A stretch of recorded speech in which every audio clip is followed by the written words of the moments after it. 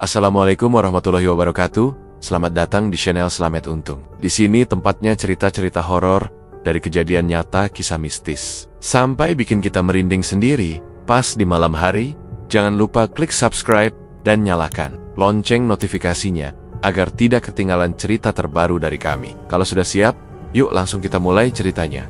Malam itu, hujan turun pelan, udara lembab dan menusuk tulang, bercampur bau tanah basah dan asap kemenyan dari waring-waring di sepanjang jalan kecil menuju kawasan Gunung Kemukus. Bambang menepi di bawah pohon beringin besar yang berdiri di dekat tikungan masuk area makam. Jaket lusuhnya sudah basah setengah badan, dan sepatu kulit murahan yang dipakainya sejak dari Magelang sudah penuh lumpur.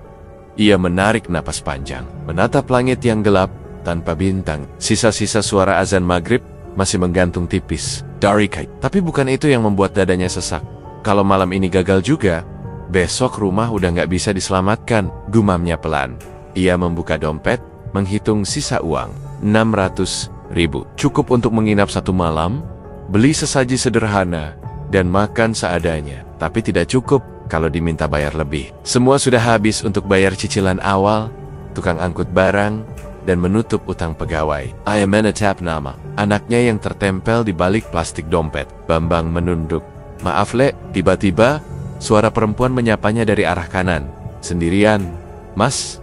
Bambang menoleh. Seorang wanita berdiri di bawah payung plastik biru, mengenakan jaket hitam dan rok panjang. Wajahnya teduh, agak sayu, dengan garis rahang tegas. Umurnya sekitar 30-an. Kulitnya bersih, dan sorot matanya tidak asing. Mata orang yang sedang terdesak. Iya, Mbak, jawab Bambang pelan. Lagi nunggu reda hujan juga. Wanita itu tersenyum samar. Saya Yuli, dari Jakarta. Bambang, Magelang. Mereka berjabat tangan, canggung tapi hangat. Hujan mulai reda. Mereka berjalan pelan menuju warung kopi di pinggir area makam. Duduk di bangku panjang kayu, hanya berdua. Kok bisa sampai sini? Tanya Yuli sambil meniup uap kopi. Sama kayak Mbak, saya kira, jawab Bambang singkat. Butuh uang. Yuli tertawa kecil, tanpa kesan senang. Saya janda, ditinggal suami sejak 2 tahun lalu. Jualan gak laku, kerja kantoran gak betah, katanya. Di sini bisa bantu, katanya. Bambang mengulang, menatap meja kayu yang sudah lapuk. Mas sendiri kenapa? Toko saya bangkrut, pegawai udah saya lepas, mobil dijual, tanah digadaikan, bank minta pelunasan bulan ini. Saya udah kehabisan jalan. Yuli mengangguk pelan. Sendiri? Iya, katanya harus bawa pasangan. Tapi saya nggak punya. Saya pikir cari di sini aja. Yuli menatap Bambang lama. Kalau sama saya Mas mau? Bambang terdiam. Ya tahu maksudnya. Bukan tentang minum kopi bersama atau ngobrol malam ini, tapi tentang ritual, hubungan badan, dan sesaji. Semua untuk uang. Ia menatap wajah Yuli, lalu mengangguk pelan. Aku juga sendiri, Mas. Jadi, mungkin kita bisa bantu sama-sama, lanjut Yuli. Tapi saya juga nggak tahu pasti caranya. Cuma katanya, harus malam Jumat Pon. Harus ada hubungan, harus ada sesaji, harus tulus. Itu aja. Bambang menggenggam cangkir kopinya lebih erat. Saya baru datang sore ini, belum tahu apa-apa. Tapi, saya siap. Mereka saling pandang. Tak ada senyum, tak ada kepastian. Hanya 2 orang asing yang terdesak hidup, bertemu di tempat yang sama, karena keputusasaan yang sama. Setelah beberapa menit diam, Yuli mengeluarkan secari kertas kecil dari tasnya. Ini saya dapat dari orang di stasiun. Katanya, ini daftar barang buat sesaji. Bambang membaca pelan. Bunga kantil, bunga 7 rupa, dupa, kain putih, uang receh, dan 1 ikat rambut. Ia mengerutkan dahi. Kita patungan? Tanya Yuli. Iya, cuma ini uang saya, jawab Bambang sambil menunjukkan dompetnya. Sama, tapi cukup kalau kita beli yang sederhana. Mereka sepakat. Malam itu juga mereka keliling warung dan lapak sesaji, bertanya ke beberapa pedagang, mencocokkan daftar, dan memilih yang termurah. Beberapa orang melihat mereka dengan tatapan heran, tapi tak satu pun peduli. Di Gunung Kemukus, orang datang dengan niat masing-masing. Tak ada yang banyak tanya. Sekitar jam 10 malam, hujan benar-benar berhenti. Udara lembab berubah menjadi dingin yang menempel di kulit. Lampu-lampu kecil dari warung mulai dipadamkan. Pengunjung makin banyak berdatangan, sebagian berdua, sebagian sendirian tapi cepat berbaur. Bambang dan Yuli duduk kembali di bangku warung. Di hadapan mereka, kantong plastik berisi sesaji. Mereka saling diam. "Mas yakin?" tanya Yuli tiba-tiba. Bambang butuh waktu sebelum menjawab. "Yakin gak yakin, saya nggak punya pilihan lain." Uli menandak, membenarkan letak shellnya. "Saya juga takut, tapi saya juga nggak sanggup hidup begini terus." Bambang menatap langit malam, gelap tanpa bulan. Suara jangkrik terdengar sayup dari arah makam. Entah kenapa, saat itu dada Bambang terasa berat. Bukan karena lelah, bukan karena takut, tapi karena rasa tidak tahu. Ia merasa sedang masuk ke dunia yang tidak ia pahami, tapi sudah terlalu jauh. Untuk mundur, malam makin larut. Bambang memperhatikan wajah Yuli yang mulai pucat, diterpa angin malam. Wajah wanita yang baru dikenalnya beberapa jam, tapi akan jadi bagian dari ritual yang bisa mengubah hidupnya. Ia menarik napas panjang. "Ayo," katanya pelan. Yuli mengangguk. Mereka bangkit berdiri, membawa kantong sesaji, melangkah pelan ke arah pintu masuk utama kompleks makam. Langkah mereka berat, bukan karena jalan menanjak, tapi karena hati mereka belum benar-benar siap. Tapi kaki sudah terlanjur melangkah. Dan malam Jumat, Pon tak akan datang 2 kali. Bambang tak tahu harus percaya pada siapa. Tapi suara-suara dari dalam dirinya sendiri pun kini sudah tak terdengar jelas. Yang tersisa hanya satu pikiran. Malam ini, semua harus dijalani. Dan untuk pertama kalinya, ia tidak tahu apakah esok pagi masih akan merasa jadi orang yang sama. Langkah Bambang terasa berat saat menapaki jalan berbatu menuju makam Pangeran Samudra. Mengingat kembali tatapan Yuli yang menggantung diam saat mereka meninggalkan warung. Hatinya masih belum benar-benar yakin, tapi kaki terus melangkah. Seolah tubuhnya sudah dipinjamkan pada sesuatu yang lebih besar dari dirinya. Kantong plastik berisi sesaji bergoyang pelan di tangan Yuli. Udara semakin dingin. Dari balik pepohonan, samar terdengar bisik-bisik para pengunjung lain yang juga berjalan menuju makam. Sebagian menggandeng pasangan, sebagian memeluk kain tebal, sambil menunduk tanpa suara. "Mas, di mana tempat juru kuncinya?" tanya Yuli pelan, nyaris berbisik. Bambang menoleh, mencoba menunjukkan ketegasan yang sebenarnya tak ia miliki. "Kata orang warung tadi, ada di sisi timur kompleks makam. Kita cari ke sana." Mereka berjalan menyusuri gang sempit di antara makum-makum tua yang mulai tertutup lumut. Bau dupa dan bunga basah bercampur jadi satu, menyesakkan dada. Lampu redup dari beberapa warung sesaji menerangi jalan. Di salah satu sudut, duduk seorang lelaki tua dengan sorban kusam dan mata yang tajam. Di depannya, beberapa sesajen tergeletak dan kemenyan masih menyala. "Inggih, kulo juru kunci," kata lelaki tua itu saat Bambang menyapa. Bambang dan Yuli duduk bersimpuh. Bambang memperkenalkan diri singkat, lalu menyampaikan maksud mereka. Juru kunci hanya mengangguk, lalu memandang keduanya lekat-lekat, seolah menimbang niat mereka. "Jika kalian siap, sesajinya nanti dibawa ke sendang Ontrowulan. Mandi satu persatu.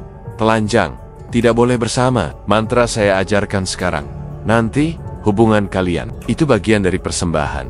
Jangan main-main." Yuli menandak. Wajahnya mulai pucat. Bambang menerima selembar kertas lusuh bertuliskan mantra dalam bahasa Jawa halus. Ia membacanya perlahan. Juru kunci mengangguk, lalu memberi bunga kantil kering dalam kantong kecil. "Ini nanti disimpan. Jangan dibuang. Jangan lupa. Habis, dilap pakai tisu." Tisu itu pun disimpan. Perjalanan ke sendang terasa makin mencekam. Ranting pohon bergoyang, air dari lereng gunung mengalir kecil di tepi jalan. Suara air jatuh terdengar lirih dari kejauhan. Mereka sampai di pinggiran sendang yang gelap, hanya diterangi obor kecil yang tertancap di tanah. Beberapa pasangan lain terlihat duduk menunggu giliran. Tidak ada tawa, tidak ada obrolan. Semuanya menunduk, menahan suara hati masing-masing. Yuli menggenggam lengan Bambang. "Aku duluan." "Ya." Bambang mengangguk. Ia berdiri di kejauhan, membelakangi sendang. Suara langkah Yuli di air terdengar jelas. Beberapa menit kemudian, ia kembali dengan rambut basah dan pipi memerah. Wajahnya campuran antara malu dan takut. Bambang hanya menunduk, lalu gantian masuk ke sendang. Airnya dingin dan licin. Tubuhnya gemetar, tapi suara mantra juru kunci terngiang di kepala. Ia membaca pelan, menahan napas, lalu membenamkan dirinya ke dalam air. Saat Bambang keluar, mereka saling pandang sekilas, tak ada yang bicara. Mereka tahu, tahap berikutnya adalah yang paling inti. Mereka berjalan pelan ke arah penginapan kecil di dekat area makam. Bambang menyewa kamar murah. Ukurannya kecil, hanya ada satu ranjang, satu kipas, dan meja kayu tua. Yuli duduk di ujung ranjang, menatap lantai. Kita mulai dari mana? Bambang duduk di sebelahnya. Mantra dulu, dupa dulu. Mereka menyalakan dupa, duduk bersila di depan sesaji, lalu membaca mantra bersama dalam suara pelan. Bau dupa mulai memenuhi ruangan, menyelimuti mereka seperti kabut lembut. Yuli melepaskan syalnya perlahan. Bambang pun membuka kemejanya. Ragu-ragu. Tak ada kata, tak ada instruksi lebih. Tubuh mereka mendekat, saling menyentuh dengan ragu tapi pasti. Ketika kulit bersentuhan, ada semacam energi aneh yang mengalir. Bambang merasakan tubuhnya lebih kuat, lebih panas, dan lebih terangsang dari biasanya. Seolah bukan dia yang mengendalikan. Matanya buram, tapi nafasnya deras. Yuli memejamkan mata, bibirnya bergetar, tangannya menggenggam lengan Bambang erat.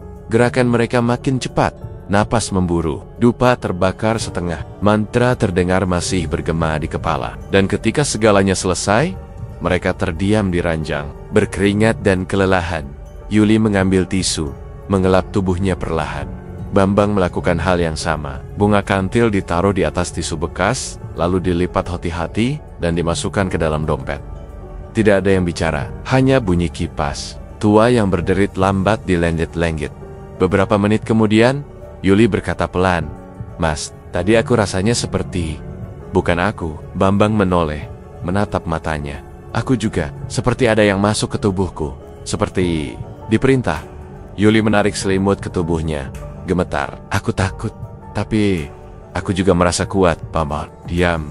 Di dalam dadanya, ada sesuatu yang berat. Bukan karena lelah atau dingin, tapi karena perasaan bahwa malam ini sudah bukan miliknya sendiri, seolah sesuatu sedang mengawasi, merekam, menunggu. Ia memejamkan mata, mencoba tidur. Tapi suara air sendang dan mantra juru kunci terus berdengung di telinganya. Di luar, angin kembali bertiup pelan, tirai jendela bergoyang pelan, dan bau kemenyan seolah belum sepenuhnya hilang. Dalam gelap, Bambang membuka mata kembali. Ia merasa belum selesai. Malam itu, tubuh Bambang masih hangat, tapi pikirannya sulit terpejam. Bayangan wajah Yuli masih membekas di benaknya, terutama sorot mata itu, yang tak sepenuhnya pasrah, tapi seakan tahu lebih banyak daripada yang ia ucapkan. Bau dupa Messi menyelimuti kamar penginapan sempit itu, sementara tisu dan bunga kantil yang sudah terbungkus rapi diletakkan Bambang di bawah bantal. Ia menatap lengget-lengget, memikirkan satu hal. Ritual ini belum selesai, dan ia tak boleh berhenti di tengah jalan. Seminggu kemudian, Bambang kembali ke Gunung Kemukus. Malam Jumat Pon berikutnya, ia datang lebih awal. Di perutnya hanya ada nasi kucing yang ia beli di warung terminal. Tak banyak uang tersisa, tapi cukup untuk membayar sewa kamar murah dan membeli sesaji sederhana. Ia tiba saat senja, dan matanya langsung menelusuri area yang sama dengan minggu lalu. Warung itu masih ada, bangku kayu panjang masih di tempatnya. Tapi tak ada Yuli. Ia duduk sendiri, menyeduh kopi hitam yang tak lagi panas. Tangannya bergetar saat memegang gelas. Setiap suara langkah membuatnya menoleh cepat, berharap sosok itu datang. Tapi hanya wajah-wajah asing yang lewat. Seorang pria tua dengan tas gendong besar, sepasang remaja yang menunduk dalam diam, seorang ibu-ibu membawa plastik berisi kemenyan, tapi bukan Yuli. Bambang mencoba menelepon. Nomor itu tak aktif. Coba kirim pesan. Tidak terkirim. Ia beranjak dan mulai menyusuri lorong-lorong yang kemarin mereka lewati bersama. Bertanya ke pemilik warung kopi, ke penjual bunga, bahkan ke juru kunci yang sebelumnya membantu mereka. Tak satu pun yang mengaku pernah melihat Yuli. "Yang mana ya, Mas?" tanya penjual bunga. "Di sini banyak perempuan, Mas. Malam Jumat Pon memang banyak yang datang, tapi nggak kenal saya." Bambang merasa punggungnya dingin. Keringat mulai mengalir di pelipis meskipun udara malam menusuk. Ia terus berjalan ke arah sendang, berharap Yuli sudah menunggunya di sana. Tapi air sendang hanya memantulkan cahaya remang dari obor yang tertancap. Beberapa orang sedang mandi, tapi tak satu pun wajah yang ia kenal. Ia berdiri lama di tepi sendang, tak bergerak. Dalam diam, ia membaca mantra yang diberikan juru kunci minggu lalu. Suaranya pelan tapi bergetar. Bukan karena takut, tapi karena perasaan kosong. Seperti ritual ini kehilangan separuh nyawanya tanpa kehadiran Yuli. Malam makin larut, angin meniup dedaunan dan menyapu bau dupa yang masih terbakar di beberapa sudut. Bambang kembali ke penginapan dengan langkah berat. Ia membuka pintu kamar, meletakkan tas, lalu duduk di ranjang yang dingin. Matanya menatap kosong ke arah tumpukan bunga kantil yang ia bawa. Tiba-tiba, Ia mengangkat tisu dan lipatan bunga dari bawah bantal minggu lalu membandingkannya. Masih utuh, masih beraroma lemah, tapi tak ada reaksi, tak ada getaran, tak ada sensasi seperti minggu lalu. Dalam keheningan itu, ia bertanya dalam hati, kenapa Yuli pergi? Apa dia sengaja menghilang? Apa memang begitu caranya? Pikiran gelap mulai menghantui. Apakah ia dibohongi? Apakah Yuli memang hanya dipakai untuk menjebaknya ke dalam sesuatu yang tak bisa ia mundurkan lagi? Atau apakah Yuli sendiri sebenarnya sudah menjadi bagian dari sesuatu yang lebih besar? Sesuatu yang ia sendiri belum pahami? Bambang berdiri, membuka jendela kamar. Dari luar, hanya terdengar suara serangga dan langkah kaki pengunjung yang lewat. Ia melihat ke bawah. Beberapa pasangan keluar dari komar-komar lain, tertawa pelan, saling berpegangan. Mereka menjalani ritual. Mereka masih utuh bersama, tapi Bambang sendiri, dan ia tidak tahu apakah itu berarti ia gagal atau sedang diuji. Ia mengangkat dompetnya, membuka kantong kecil berisi bunga kantil kering dan tisu pertama. Matanya tajam menatap benda itu. Tangan kirinya gemetar saat menyentuhnya, tapi tak ada apa-apa. Tak ada rasa hangat, tak ada desiran. Seperti benda mati yang tak punya makna. Perlahan, ia duduk kembali di ranjang. Kepala menunduk, napas berat. Dalam hati, ia mencoba menjawab pertanyaan yang sejak tadi ia hindari. Kalau aku nggak lanjut, apa yang akan terjadi? Tapi I attack. Punya jawaban. Yang ia tahu, Yuli tak datang. Dan tanpa Yuli, semua ini tak bisa diselesaikan. Malam itu, Bambang tidur dengan mata terbuka. Keringat dingin mengalir meskipun kipas tak menyala. Dalam benaknya, bukan hanya wajah Yuli yang datang, tapi juga suara juru kunci yang terdengar semakin keras dan bergema. Kalau tidak diselesaikan 7 kali, akibatnya bisa lebih dari sekadar gagal. Tapi gagal, seperti apa? Dan kepada siapa semua ini akan dibayar? Saat embun mulai turun, dan ayam jantan mulai berkokok dari kejauhan, Bambang masih belum tidur. Dan kali ini, bukan karena ragu, tapi karena ia tahu ritual ini belum selesai, dan mungkin tidak akan pernah. Pagi itu, Bambang bangkit dari ranjang sempit dengan tubuh lemas. Matanya masih sembab, bekas malam tanpa tidur yang penuh tanya. Tisu dan bunga kantil yang dulu ia simpan, kini tak lagi disentuh. Ia hanya menatap benda-benda itu dari jauh, seolah takut menyentuh kutukan yang mungkin tersembunyi di dalamnya. Setelah 2 malam bertahan di penginapan Gunung Kemukus tanpa kabar dari Yuli, ia menyerah. Bukan karena lelah, tapi karena kepastian. Sudah tak berpihak. Ritual yang harusnya diteruskan kini terputus di tengah jalan. Ia merasa hampa tak selesai, tak tahu arah. Di perjalanan pulang ke Magelang, angin yang menerpa wajahnya terasa lebih dingin dari biasanya. Di dalam angkot, seorang lelaki tua duduk di sampingnya, membawa buntalan kain besar dan bau tanah yang menyukat. Lelaki itu tiba-tiba menyebut satu nama tempat, Kendal, dan tentang laut. Bambang tak banyak bicara, tapi telinganya menangkap semua. Begitu turun, ia langsung mencari informasi. 3 hari kemudian, ia memutuskan pergi. Perjalanan ke Kendal tidak membuat hatinya tenang. Sepanjang jalan, ia dihantui bayangan sendang di Kemukus, suara mantra yang tak selesai, dan wajah Yuli yang hilang begitu saja. Tapi rasa penasaran dan harapan untuk mendapat jalan lain menutupi semuanya. Bambang menjejakkan kaki di halaman Masjid Agung Kendal, dengan tas kecil di pundak dan dompet tipis di saku. Ia duduk sebentar di tangga masjid, menatap orang-orang yang lalu lalang, sambil bertanya-tanya, apakah ada di antara mereka yang pernah melakukan hal yang sama? Ia bertemu juru kunci di sebuah gang samping masjid. Di balik pintu kayu kusam yang hampir tak terlihat, lelaki itu lebih muda dari yang di Kemukus. Namun sorot matanya tajam dan suaranya tegas. Kalau mau, malam ini juga bisa. Tapi harus lengkap, kepala kambing, ayam ingkung, bunga 7 rupa, dupa, dan perahu. Bambang mengangguk tanpa banyak tanya. Biaya 5 juta disebutkan, dan ia langsung menyerahkan sisa uang yang ia simpan sejak sebulan lalu.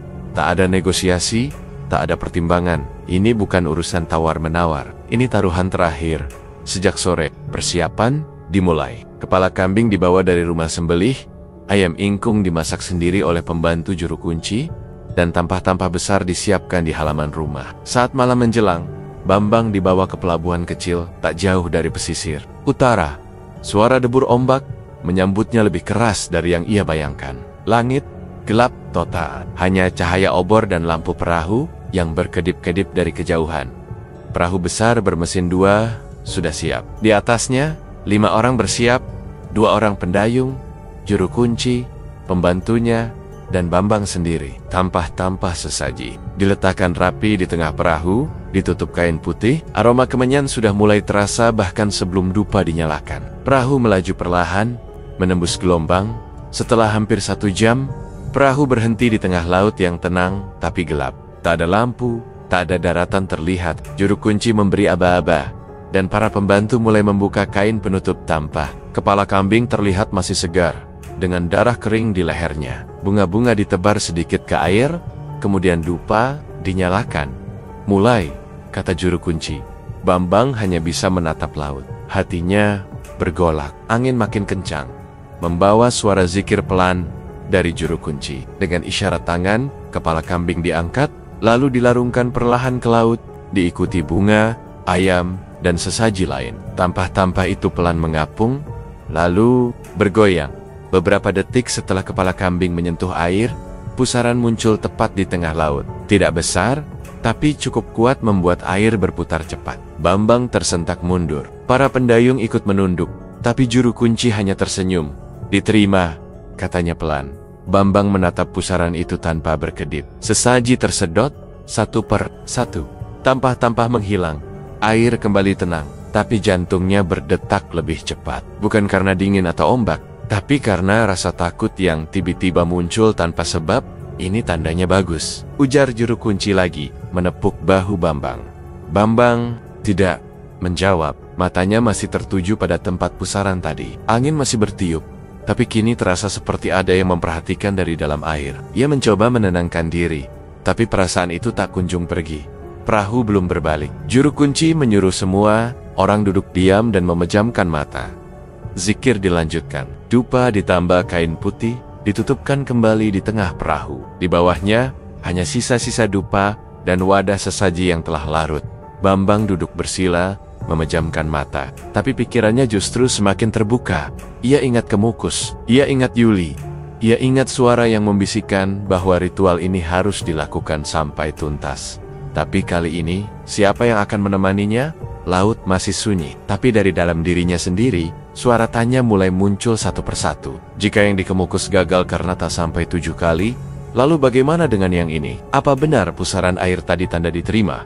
Atau justru peringatan? Pusaran air itu masih terbayang di mata Bambang saat juru kunci menyuruh semua untuk duduk bersila di atas perahu. Tubuhnya basah oleh embun laut dan keringat dingin. Di bawah langit gelap yang tak menyisakan satupun bintang, Bambang memejamkan mata. Ia mencoba mengikuti lantunan zikir yang keluar lirih dari mulut juru kunci, namun pikirannya masih tersangkut pada bayangan tampah yang lenyap begitu saja. Hatinya mulai ragu apakah yang dilihatnya tadi betul tanda diterima, atau isyarat bahwa ia sudah masuk terlalu dalam.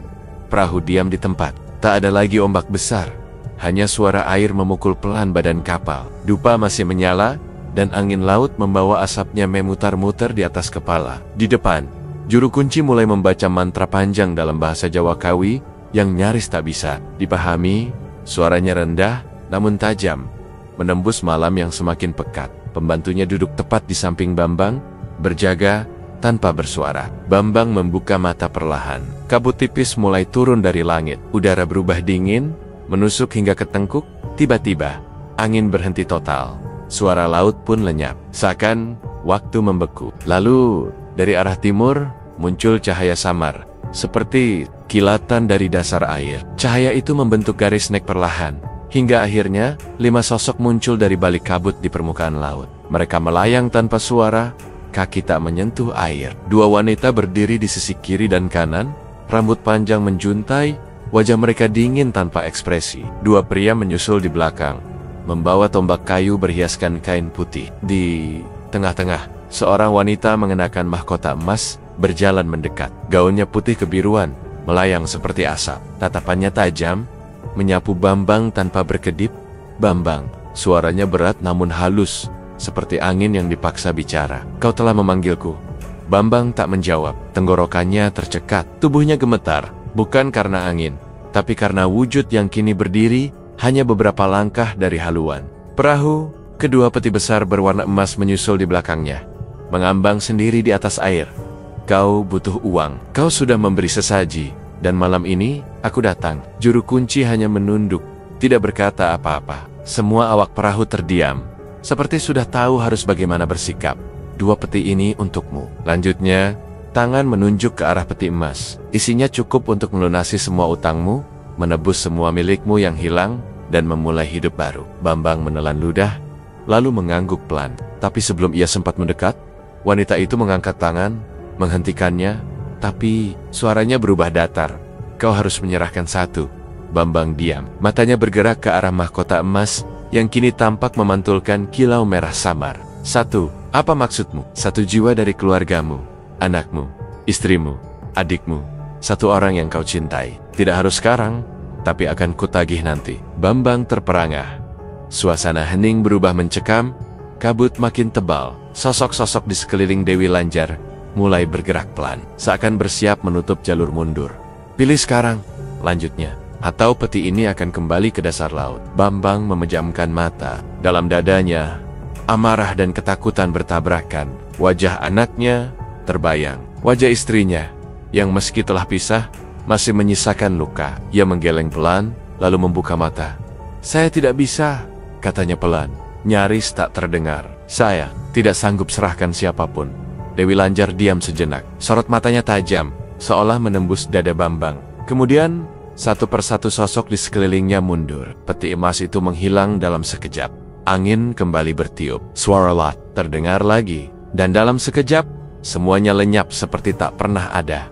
Juru kunci segera berdiri dan membaca mantra keras. Dupa dilempar ke laut, asapnya membubung tinggi, lalu terurai oleh angin. Ia menoleh ke Bambang. Kau sudah menolak, katanya dingin. Maka hubungan ini harus diputus. Bambang masih diam. Tangannya mengepal, rahangnya mengeras. Dalam dadanya, ada campuran perasaan lega dan hina. Lega karena tidak menyerahkan siapapun, tapi juga terhina karena semua uang, semua usaha, semua ritual yang ia jalani tak menghasilkan apa-apa. Perahu mulai bergerak kembali menuju daratan. Tak satu pun dari mereka berbicara, tapi Bambang tahu sesuatu telah berubah dalam dirinya. Ia tidak hanya gagal, ia juga ditinggalkan dalam kehampaan yang lebih dalam dari sebelumnya. Dan dalam kehampaan itu, muncul satu pemikiran yang perlahan mengeras. Jika jalan terang tidak bisa diandalkan, maka gelap pun bisa jadi alat pembalasan.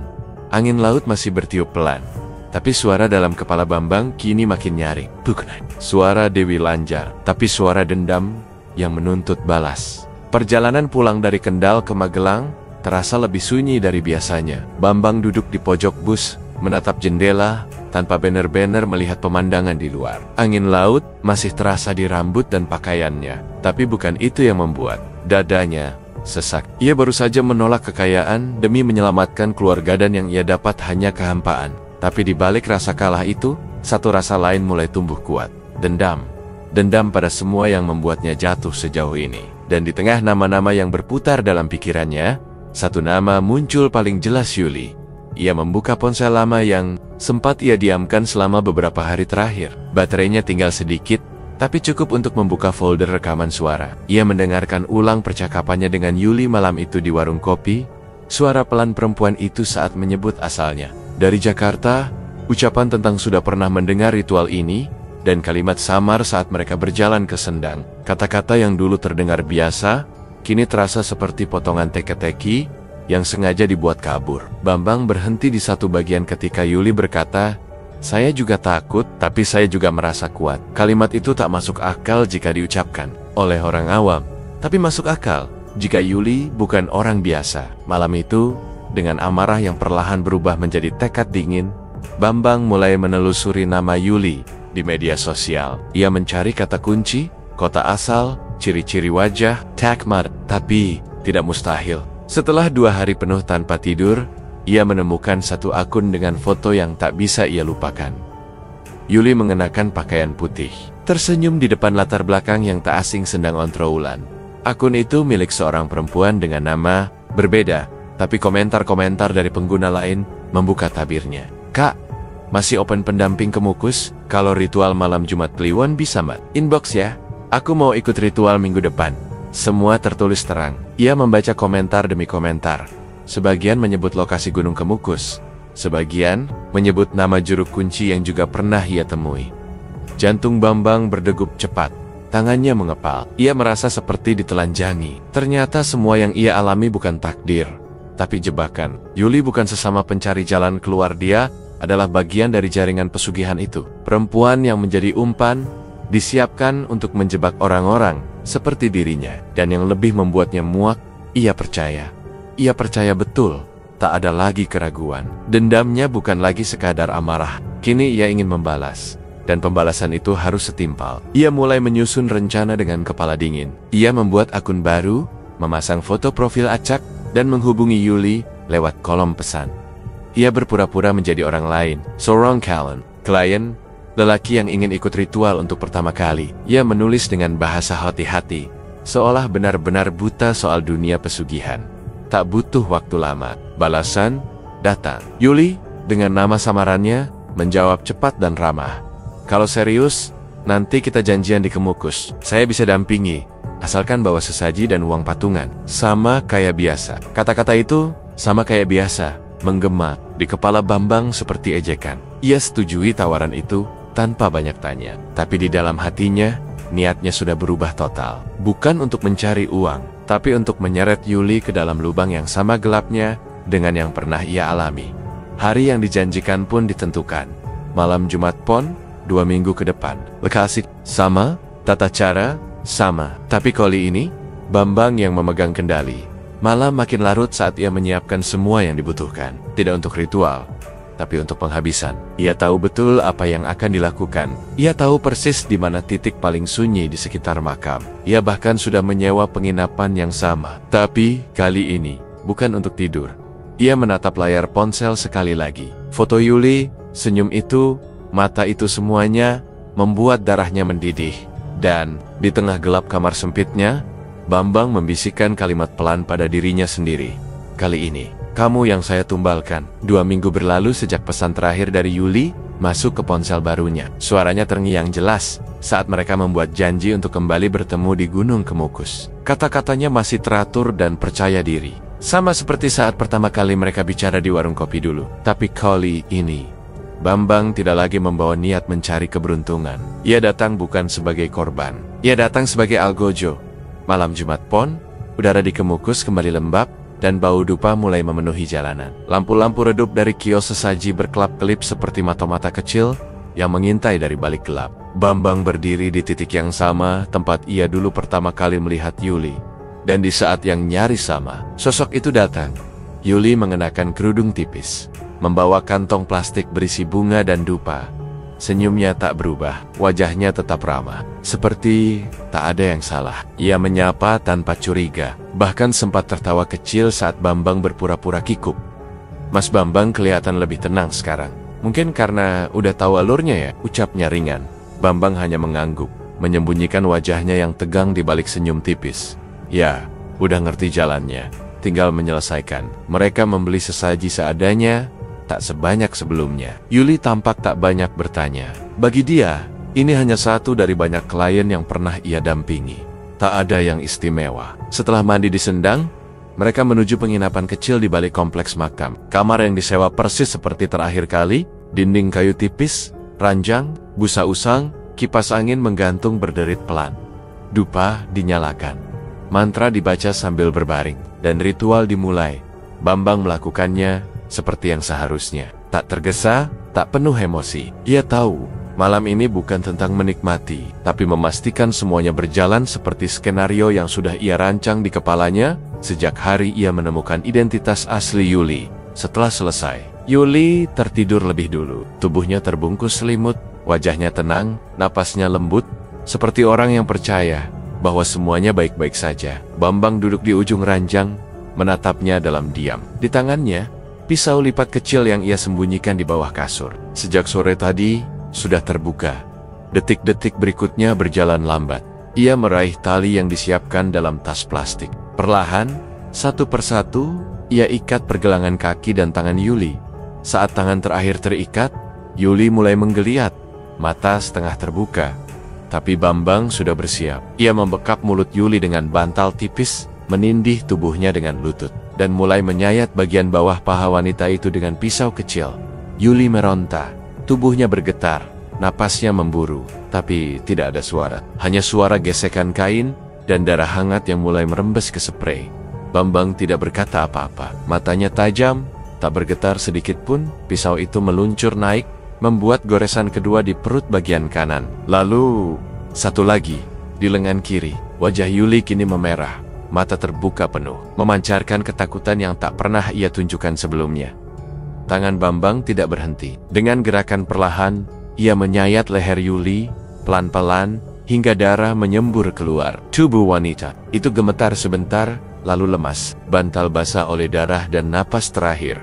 Bambang menarik napas panjang. Keringat menetes dari dagunya, mencampur darah yang mulai mendingin. Ia berdiri, melepas ikatan satu persatu, lalu membungkus tubuh Yuli dengan spray yang sama. Darah menodai lantai dan kaki ranjang, tapi ia tidak peduli. Ia tahu penginapan ini takkan bicara. Tempat ini sudah kenyang oleh ritual dan rahasia. Malam masih gelap saat ia mengangkat tubuh itu ke bagasi mobil.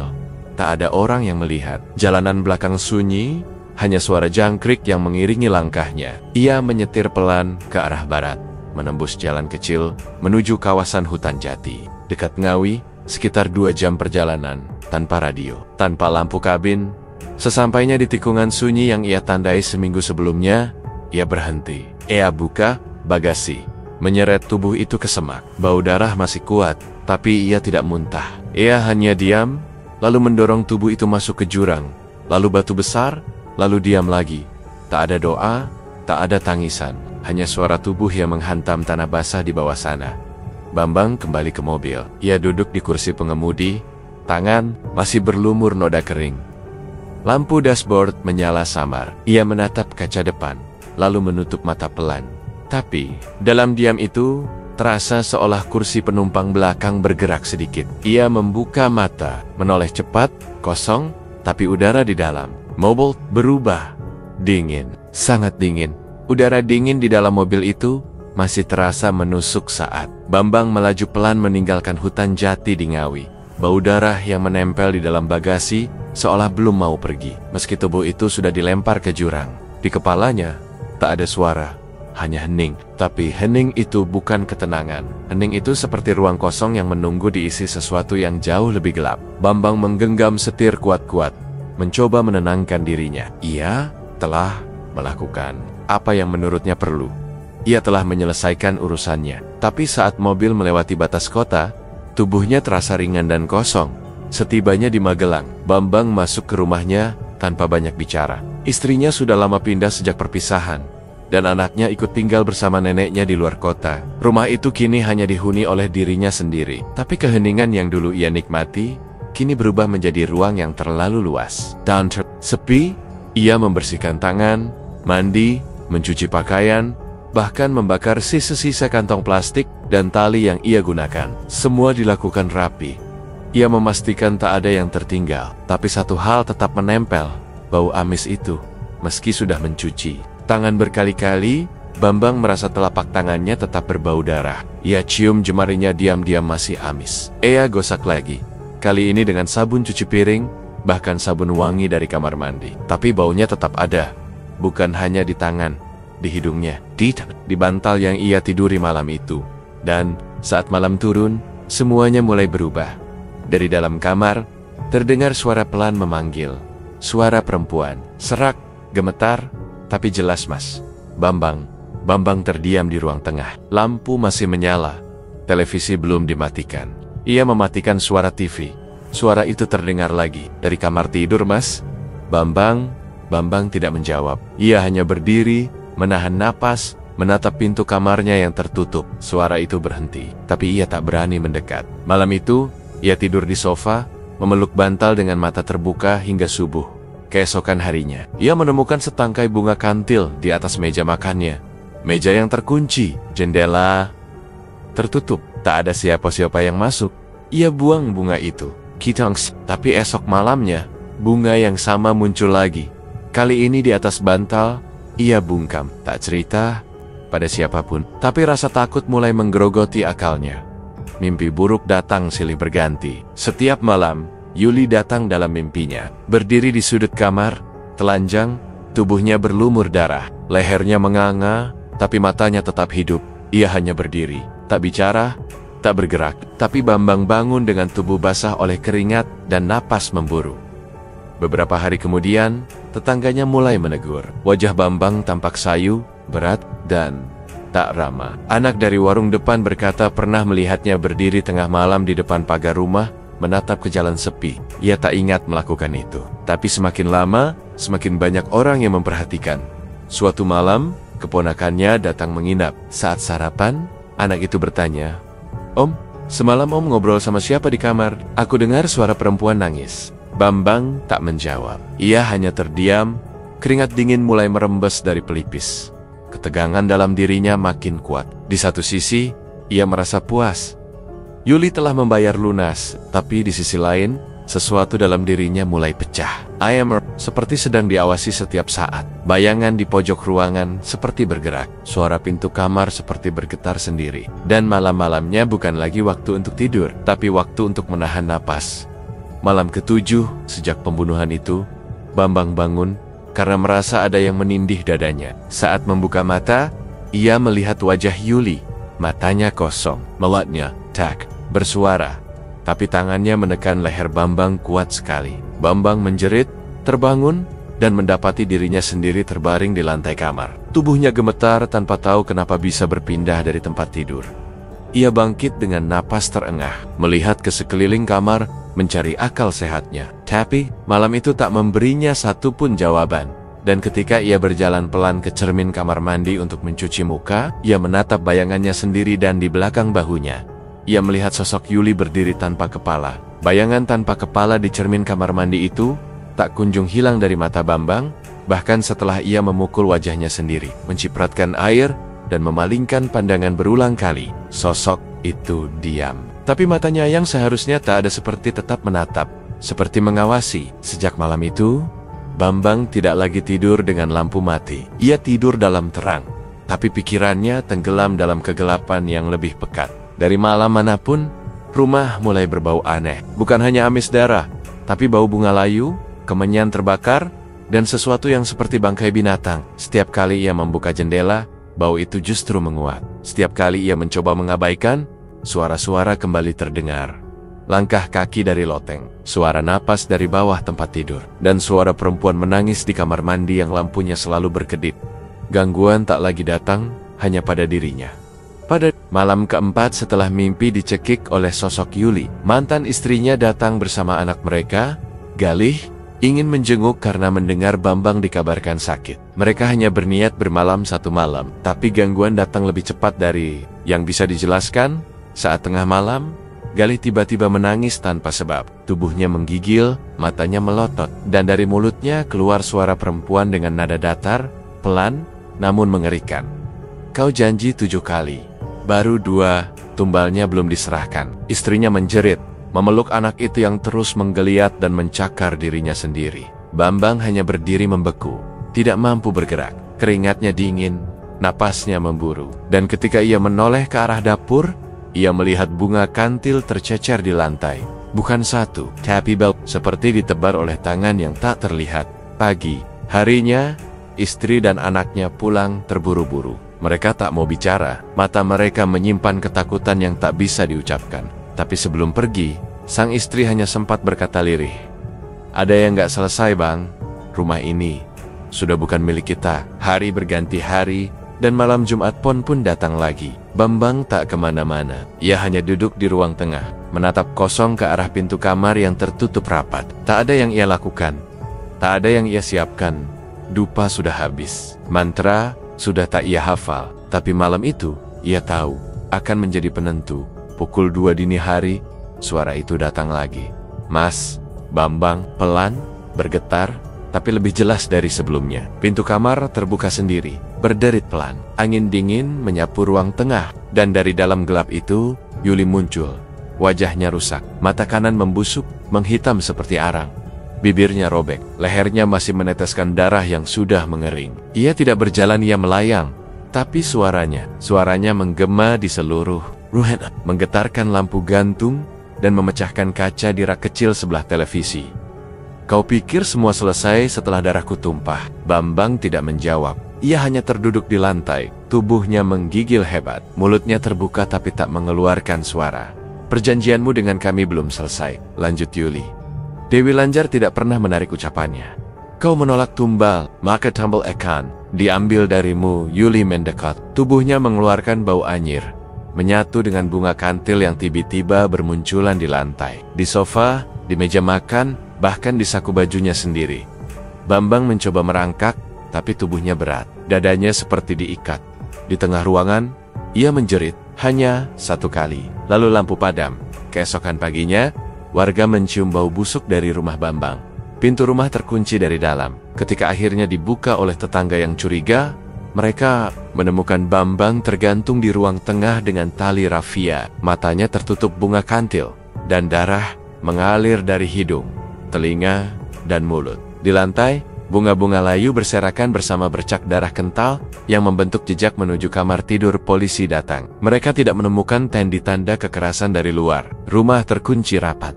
Tak ada jejak orang lain. Kesimpulan mereka, gantung diri. Kasus ditutup. Tapi warga tidak percaya.